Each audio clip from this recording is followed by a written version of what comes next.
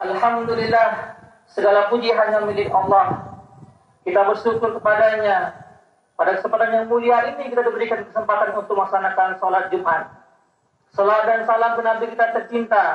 Biqaulina Allahumma sholli ala Sayyidina Muhammad wa ala ali Sayyidina Muhammad. Khatib juga berwasiat pada diri khatib pribadi dan kita semuanya. Marilah menjadi pribadi yang bertakwa. Marilah menjadi pribadi yang terus meningkatkan ketakwaan kita di sisi Allah Subhanahu wa taala. Siapa yang takwanya hari ini lebih baik daripada hari sebelumnya, maka dia beruntung. Siapa yang takwanya hari ini lebih buruk, bahkan dia bisa merugi dan celaka. Nauzubillah min dzalik. Sidang salat Jumat rahimakumullah. Kita sudah memasuki akhir bulan Jumadil Akhir dan akan memasuki bulan Rajab, Sya'ban, lalu bulan suci Ramadan. Rasulullah sallallahu alaihi wasallam mengajarkan doa ketika nanti masuk bulan Rajab dan Sya'ban dengan doa Allahumma barik lana fi Rajab wa Sya'ban wa ballighna fi Ramadan.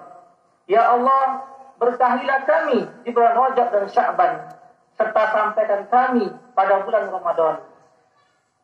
Mari kita renungi kenapa kita mesti berdoa agar diberkahi di bulan Rajab dan Sya'ban dan disampaikan oleh Allah pada bulan Ramadan.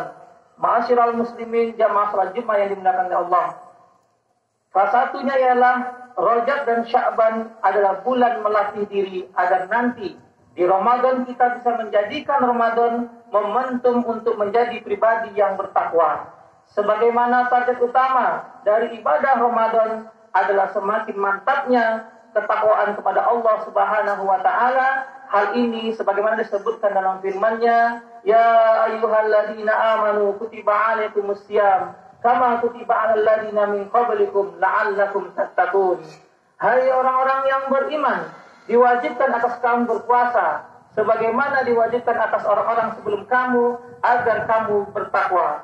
Quran surah Al-Baqarah ayat 183.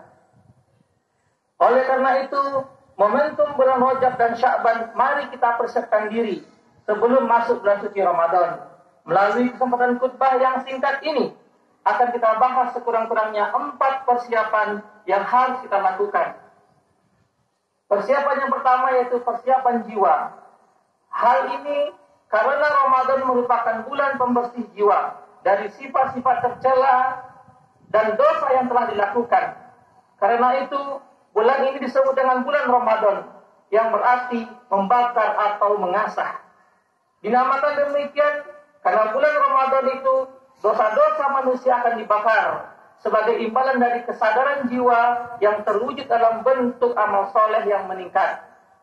Bahkan disebut mengasah karena pada bulan itu jiwa kita akan diasah kembali agar memiliki ketajaman dalam membedakan antara yang hak dan yang batil. Bila sudah bersih, maka jiwa akan menjadi seperti tanah subur yang siap ditaburi dengan benih-benih kebajikan dan kebenaran. Dalam kaitannya dengan persiapan jiwa itu, alangkah baiknya kalau sebelum bulan Ramadan, yakni di bulan Rajab dan Sya'ban, kita banyak melakukan aktivitas ibadah. Manakala kita telah mempersiapkan diri, insya Allah kita akan menjadi senang dengan kedatangan bulan suci Ramadan. Sehingga dengan kesenangan itu, kita bisa menjalankan segala kewajiban yang harus dilaksanakan di bulan suci itu dengan rasa senang. Ibadah Ramadan akan kita laksanakan dengan ringan, meskipun sebenarnya berat. Apalagi ada sebagian ibadah Ramadan yang memang sudah ringan. Sementara tanpa rasa senang, ibadah ringan itu menjadi terasa berat dan terasa bertambah berat pada ibadah yang sudah berat. Jiwa yang sudah dipersiapkan untuk memasuki bulan Ramadan akan memiliki kesadaran bahwa ibadah Ramadan khususnya puasa tidak hanya harus dilakukan karena kewajiban, tapi juga karena kebutuhan.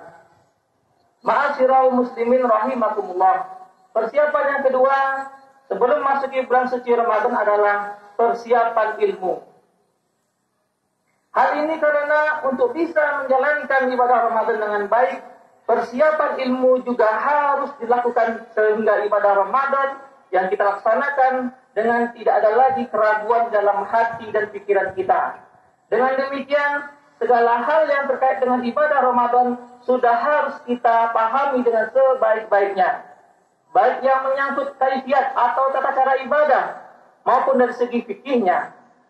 Yang boleh dan yang tidak boleh kita lakukan, yang dianjurkan untuk dilakukan hingga hikmah yang terkandung di dalamnya, baik hikmah yang berkaitan dengan perbaikan jiwa dan akhlak maupun hikmah terhadap kesehatan jasmani. Karena itu, alangkah baiknya kalau buku-buku tentang ibadah Ramadan kita baca lagi.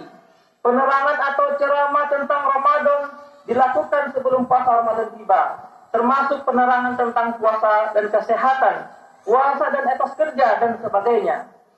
Memahami berbagai persoalan yang berkaitan dengan ibadah Ramadan menjadi sangat penting agar kita tidak bingung dalam melaksanakannya dan nantinya bisa kita laksanakan sebagaimana ketentuan-ketentuan yang berlaku sesuai dengan yang dicontohkan oleh Rasulullah SAW, sehingga manfaat yang kita peroleh dari ibadah Ramadan bukan hanya secara jasmani tapi juga rohani.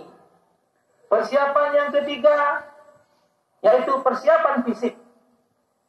Hal ini karena khususnya puasa dan sholat tarawih bisa kita laksanakan dengan baik, salah satunya manakala kita memiliki kondisi fisik yang sehat. Sebagaimana kita ketahui, muslim yang sakit tidak diwajibkan untuk melaksanakan puasa, tapi harus mengkodonya sesudah Ramadan berakhir, bila kondisi kesehatannya sudah kembali pulih. Karena itu, kondisi fisik yang sehat harus kita persiapkan, baik dengan menjaga kondisi fisik agar tetap sehat selama menunaikan ibadah Ramadan, maupun melakukan pemeriksaan kesehatan dan mengobatinya bila ada penyakit yang diderita.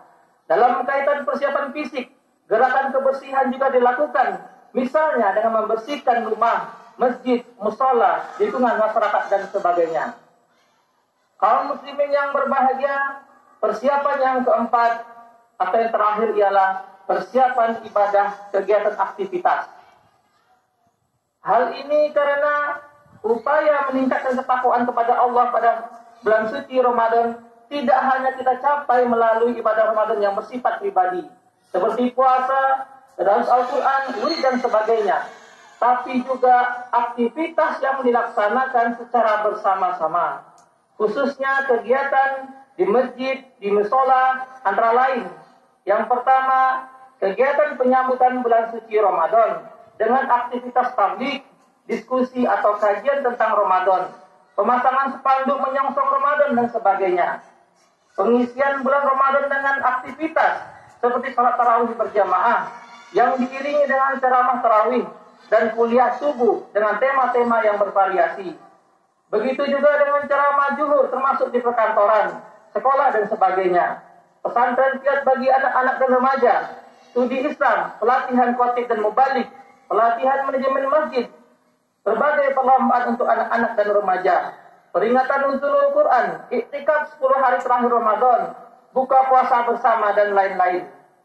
Kegiatan melepas sebagian bulan suci Ramadan juga perlu kita persiapkan, di antaranya takbiran, salat Idul Fitri, silaturahim dan lain-lain. Sidang salat Jumat rahimakumullah. Demikian khutbah singkat terkait dengan persiapan atau latihan kita ketika akan memasuki bulan Rajab dan Sya'ban yang akan segera kita lalui. Dan nantinya di bulan suci Ramadan kita telah siap baik secara jiwa, fisik, ilmu, dan mental kita.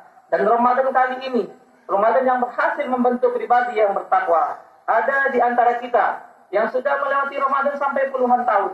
Ada yang belasan tahun. Dan pertanyaannya ialah, apakah Ramadan yang telah kita lalui telah membentuk pribadi yang bertakwa, atau Ramadan yang kita lalui hanya sekedar pembiasaan dari kewajiban, sehingga tidak memberikan bekas apapun. Na'udzubillah summa na'udzubillah min dzalik. Dan kita berikhtiar Ramadan yang tinggal 2 bulan lagi ini kita bisa lalui dengan sebaik-baiknya, dan setelah Ramadan kita menjadi pribadi yang bertakwa sebagaimana yang dimaksud oleh perintah takwa, la'allakum tattaqun. Barakallahu li wa lakum fil Qur'anil Karim wa iyyakum bima fihi minal ayati wa dzikril hakim. Taqabbalallahu minna wa minkum, innallaha wal ghafurur rahim. Allahumma salli wa sallim wa zid wa an'im wa dakhil wa barik جلالك وكمالك على زين عبادك وأشرف عبادك سيدنا ومولانا محمد وسلم ورضي الله تبارك وتعالى عن كل صحابة رسول الله أجمعين